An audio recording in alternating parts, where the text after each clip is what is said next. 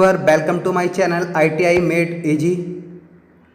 दोस्तों यहाँ पे आज हम स्लॉटर मशीन देखेंगे और स्लॉटर मशीन के कौन कौन से क्वेश्चन एग्जाम में पूछे जाएंगे वो सब इस वीडियो में कवर करेंगे। तो दोस्तों मैं आपको बताना चाहूँगा ये स्लॉटर मशीन जो टॉपिक है ये मैन्युफैक्चरिंग टेक्नोलॉजी का पार्ट है। तो दोस्तों ये जो टॉपिक है बीटेक मैकेनिकल स्टूडेंट के लिए, पॉलिटेक्निक मैकेनिकल स्टूडेंट के लिए और ITI फिटर स्टूडेंट के लिए बहुत इंपॉर्टेंट टॉपिक है। तो दोस्तों आइए हम इसको स्टार्ट करते हैं। तो दोस्तों हम स्लॉटर मशीन देखते हैं। तो ये स्लॉटर मशीन, सबसे पहले हम ये देखते हैं कि स्लॉटर मशीन दिखती कैसी है। स्लॉटर मशीन में रैम होता है, टूल हेड होता है, टेबल होती है, कैरेज होता है, क्रॉस स्लाइड, सैडल, बेस और कॉलम। तो इससे हमारे माइंड में एक पिक्चर सेटअप हो जाएगी कि हमारी स्लॉटर मशीन होती कैसी है। दोस्तों अब इस वीडियो में हम देखेंगे कि स्लॉटर मशीन का इंट्रोडक्शन क्या होता है, स्लॉटर मशीन की डेफिनेशन क्या होती है और स्लॉटर मशीन में कौन सा टूल लगता है और उसकी प्रॉपर्टी क्या होती है और स्लॉटर मशीन का प्रिंसिपल क्या होता है और स्लॉटर मशीन क्या क्या एप्लीकेशन होती है, कहाँ कहाँ यूज होता है स्लॉटर मशीन और स्लॉटर मशीन के पार्ट कौन कौन से होते हैं और स्लॉटर मशीन के टाइप कौन कौन से होते हैं और लास्ट में इस पर कौन कौन से इंपॉर्टेंट क्वेश्चन बनते हैं वो हम इस वीडियो में देखेंगे। दोस्तों सबसे पहले हम इसका इंट्रोडक्शन पार्ट देखेंगे। इंट्रोडक्शन पार्ट में देखेंगे स्लॉटिंग प्रोसेस। तो slotting process it is the machining operation to produce slot grooves और कीवे। तो दोस्तों ये एक स्लॉटिंग प्रोसेस एक मशीनिंग प्रोसेस होता है जिसमें हम खाँचे और ग्रुप्स मतलब नालियाँ और कीवे काटते हैं और it is done by reciprocating single cutting tool. तो ये जो प्रोसेस किया जाता है ये सिंगल कटिंग टूल मतलब एक धारी कर्तन औजार द्वारा किया जाता है और रेसिप्रोकेटिंग मतलब एक बार टूल्स आगे जाता है और एक बार पीछे जाता है। तो अब दोस्तों देखते हैं स्लॉटर मशीन क्या होती है। स्लॉटर मशीन एक प्रोडक्शन मशीन होती है जिसका आविष्कार किसने किया, ब्रूनेल ने। स्लॉटर मशीन एक मशीनिंग टूल है जो वर्कपीस से बेकार मटेरियल रिमूव करके खाँचे और नालियाँ बनाती है। दोस्तों इसका जो टूल होता है वो टूल पोस्ट में फिक्स होता है। तो इसमें हमारा टूल क्या होता है वो फिक्स होता है। रोटेटरी टेबल जो हमारी टेबल होती है इसमें घुमावदार होती है, मतलब रोटेटरी होती है घुमावदार। और workpiece is also rotatory on table. जो हमारा जो वर्कपीस होता है वो टेबल पे रखा रहता है तो वो भी रोटेटरी होगा। जब हमारी टेबल रोटेटरी होगी तो जो हमारा वर्कपीस है वो भी हमारा रोटेटरी होगा। तो हम देखेंगे use tool of slaughter machine. Slaughter machine में जो टूल्स यूज होता है उसकी क्या क्या प्रॉपर्टी होती है। तो फर्स्ट देखेंगे single point cutting tools used in slaughter machine. Slaughter machine में एक धारी कर्तन औजार यूज होता है। अब इसका स्लॉटर मशीन का मटेरियल देखेंगे तो जो टूल का मटेरियल होता है हाई स्पीड स्टील HSS। जो उसका टूल का मटेरियल होता है वो हाई स्पीड स्टील का बना होता है और सीमेंटेड कार्बन टिप टूल, जो सीमेंटेड कार्बन टिप की टूल की टिप बनी होती है। इसके बाद देखेंगे मोशन। इसमें जो मोशन होता है इसमें रेसिप्रोकेटिंग मोशन होता है। रेसिप्रोकेटिंग मतलब एक बार टूल आगे जाता है और एक बार पीछे जाता है। फिर इसके बाद देखेंगे cutting. Cut workpiece at forward stroke. जो टूल होता है वो फॉरवर्ड स्ट्रोक में कटिंग करता है। पॉइंट है it is very similar to lathe tool. We also called this machine is vertical shaper machine. Tool जो है लेथ मशीन के सिमिलर होता है और इस मशीन को हम वर्टिकल शेपर मशीन भी कह सकते हैं। Principle of the slotter machine. तो दोस्तों हम देखते हैं कि स्लॉटर मशीन का प्रिंसिपल क्या है। The working of the slotter machine is similar to the shaper machine. Do what the main difference between them is the shaper machine work horizontally where as slotter machine as work vertically. तो दोस्तों slaughter machine जो है हमारी shaper machine के similar होती है, समान होती है, लेकिन इन दोनों मशीनों के बीच में क्या डिफरेंस होता है। जो हमारी शेपर मशीन है वो हॉरिजेंटली वर्क करती है और जबकि स्लॉटर मशीन जो हमारी जो करती है वर्टिकली वर्क करती है। Single point cutting tool is hold in tool post of reciprocating RAM which move forward and backward direction. इसमें जो हमारा जो टूल्स होता है वो सिंगल कटिंग पॉइंट टूल होता है, एकलधारी कर्तन औजार, जो कि टूल्स हमारा फॉरवर्ड और बैकवर्ड डायरेक्शन में मूव करता है। बैकवर्ड स्ट्रोक और return stroke is ideal stroke has quick speed return. हमारा जो बैकवर्ड स्ट्रोक होता है उसकी स्पीड बहुत तेज़ी से होती है और ये आइडियल इसलिए होता है क्योंकि इस पर कोई वर्क नहीं होता है। तो नेक्स्ट पॉइंट हमारा है the forward stroke is cutting stroke with low speed. जो हमारा जो फॉरवर्ड स्ट्रोक होता है वो हमारा कटिंग स्ट्रोक होता है, मतलब उस पर वर्कपीस हमारा कटता है, तो ये हमारा बहुत ही लोअर स्पीड में होता है। नेक्स्ट पॉइंट हमारा है the length of stroke can be adjust to suit the workpiece. यहाँ हम स्ट्रोक की लेंथ वर्कपीस के अकॉर्डिंग एडजस्ट कर सकते हैं। अगर हमारा वर्कपीस सॉफ्ट होता है तो स्पीड ज़्यादा रखते हैं, और यदि वर्कपीस हार्ड होता है तो हम स्पीड कम रखेंगे। अब दोस्तों देखते हैं application of the slotting machine. Slotting machine की एप्लीकेशन क्या होती है, स्लॉटिंग मशीन हम कहाँ कहाँ यूज करते हैं। तो सबसे पहले हम देखते हैं ग्रुप्स मतलब नालियाँ। स्लॉटिंग मशीन हम वर्कपीस में नालियाँ काटने के लिए हम यूज करते हैं। दूसरा नंबर है हमारा स्लॉटिंग, मतलब खाँचे काटने के लिए हम स्लॉटिंग मशीन का यूज करते हैं। और कीवे के लिए हम स्लॉटिंग मशीन का यूज करते हैं।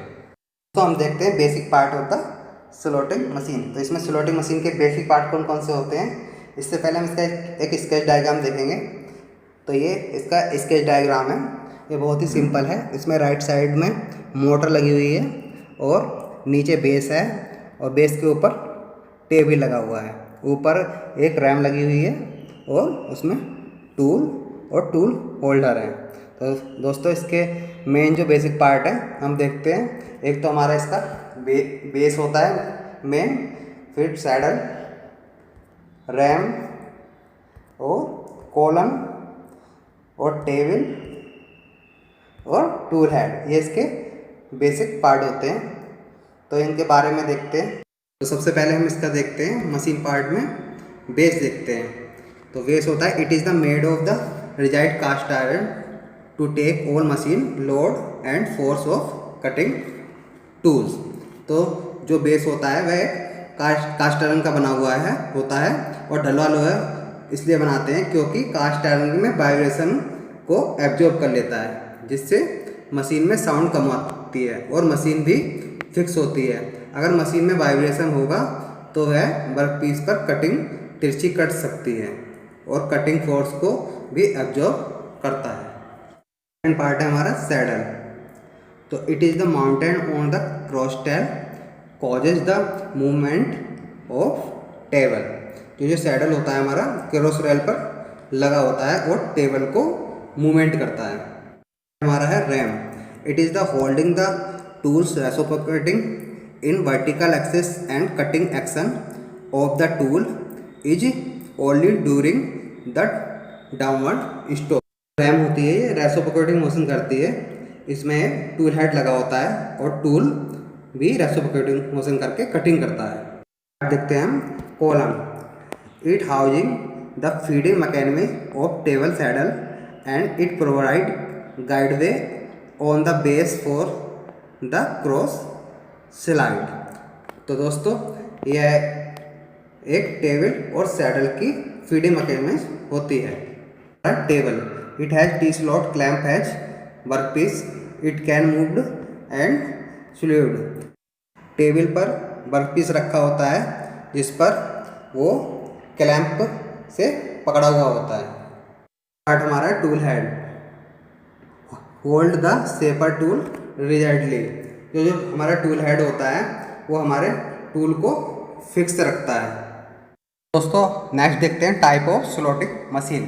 स्लॉटिंग मशीन के कौन कौन से टाइप होते हैं। तो हमारा फर्स्ट होता है punch slotter, precision tools, room slotter होता है, एक प्रोडक्शन स्लॉटर होता है और एक होता है हमारा स्पेशल पर्पस स्लॉटर। तो सबसे पहले हम देखते हैं पंच स्लॉटर हमारा क्या होता है।